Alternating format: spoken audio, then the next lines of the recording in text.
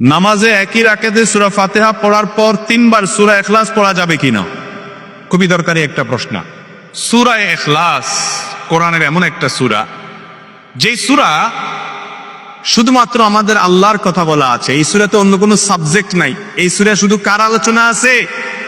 এরকম আরেকটা সূরা কোরআনে নাই যে সূরা শুরু থেকে শেষ পর্যন্ত শুধু আল্লাহর গুণগান আছে, আল্লাহর বৈশিষ্ট্যের কথা আছে, আল্লাহর একত্ববাদের কথা আছে, অন্য কোনো সাবজেক্টই নেই। এটি সাবজেক্টই শুধু আল্লাহ তাআলা। এই জন্য এক সাহাবী এই সূরাকে খুব ভালোবাসতেন।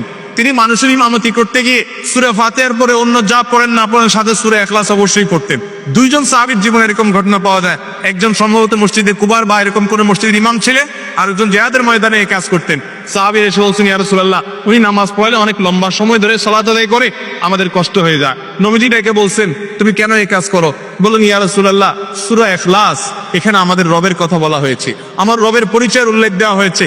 এটার নামই সূরা ইখলাস, তাওহীদকে খারিজ করার সূরা, শিরক মুক্তির সূরা, আমার রবের গোরের সূরা। এখানে অন্য কারোর ইস্যু নাই, শুধু আমার আল্লাহর কথা বলা আছে। এই জন্য সূরার মর্মটা, এর অর্থটা আমাকে খুব স্পর্শ করে, আমার খুব ভালো লাগে। এই জন্য সূরা ফাতিহা পরে অন্য যা পড়ি না পড়ি, অতিরিক্ত সূরা হিসাবে, সূরা মিলানোর অংশ হিসাবে সূরা ফাতিহাটা আমি অবশ্যই পড়ি। নবী করিম সাল্লাল্লাহু আলাইহি সাল্লাম বলেছেন, এই সূরার ভালোবাসায় তোমাকে জান্নাতে নিয়ে যাবে। এই জন্য ভাই দেখবেন সকাল সন্ধ্যায় সূরা ইখলাস, সূরা ফালাক, সূরা নাস 3 বার, সকাল সন্ধ্যার পাশাপাশি 5 ওয়াক্ত সালাতের পরে একবার, রাতের শোয়ার সময় আবার 3 বার, মানে সূরা ইখলাস এতবার পড়ার আল্লাহ তাআলা ওয়াজিব করে দিয়েছেন। আমরাও সূরা ফাতিহা সবচেয়ে বেশি পছন্দ করি। এই মজলিসে যত লোক আছেন, আমার বিশ্বাস বেশিরভাগ মানুষ সূরা ইখলাসকে মহব্বত করেন, তবে সেটা ওই সাহাবীর মহব্বত করে না, নামাজ শর্ট করার জন্য। ঠিক না? অনেকে আছে দেখা যায় সূরা ইখলাস ছাড়া কিছু পড়ে না। কারণ কি? আয়তনে নামাজটা তাড়াতাড়ি শেষ করার জন্য। এইটার কারণে জান্নাতে যাবেন না, আবার খুশি হয়ে যায় না যে আমিও তো বেশি বেশি পড়ি।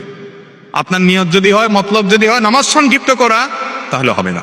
এই জন্য ভাইরা আমার, সূরা ইখলাসটা নামাজের মধ্যে কেউ যদি পড়েন, বিভিন্ন রাকাতে সূরার মর্ম উপলব্ধি করে তিনি ইনশাআল্লাহ সওয়াব পাবেন। এই সূরার তাফসীর জানবেন। একদিন ইনশাআল্লাহ কোন একটা প্রোগ্রামে কোন আলেম থেকে সূরা ইখলাসের তাফসীরের উপর 1 ঘন্টা আধা ঘন্টা ওয়াজ শুনবেন, খুব গুরুত্বপূর্ণ।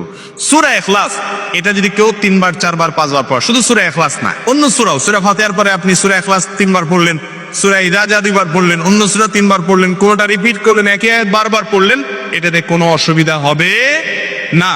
আপনি বারবার পড়তে পারেন, কোনো অসুবিধা হবে না ইনশাআল্লাহ। তবে লক্ষ্য রাখবেন, প্রথম রাকাতের চাইতে দ্বিতীয় রাকাতটা তুলনামূলক একটু ছোট হবে। হ্যাঁ, আয়তনে পরিমাণে একটু ছোট হবে, এটাই সুন্নাহ। নবী করিম সাল্লাল্লাহু আলাইহি ওয়াসাল্লাম প্রথম রাকাত যদি 2 মিনিট ধরে পড়তেন, দ্বিতীয় রাকাত 1.5 মিনিট, অর্থাৎ একটু কমায়া পড়তেন, এটাই তার সুন্নাহ ছিল। বাস এরপর আপনি এবার সূরা ফাতিহার পরে 1 সূরা বারবার পড়েন, হ্যাঁ, কয়েক সূরা বারবার পড়েন, বা অন্য একটা সূরা পড়ে আরেকটা সূরা বারবার পড়েন। সূরার মহব্বতের কারণে, মর্মের কারণে, একই আয়াত জাহান্নামের কথা আছে, জান্নাতের কথা আছে, আল্লাহর কথা আছে, সেজন্য আপনি বারবার পড়েন, কোনো অসুবিধা নাই ইনশাআল্লাহ।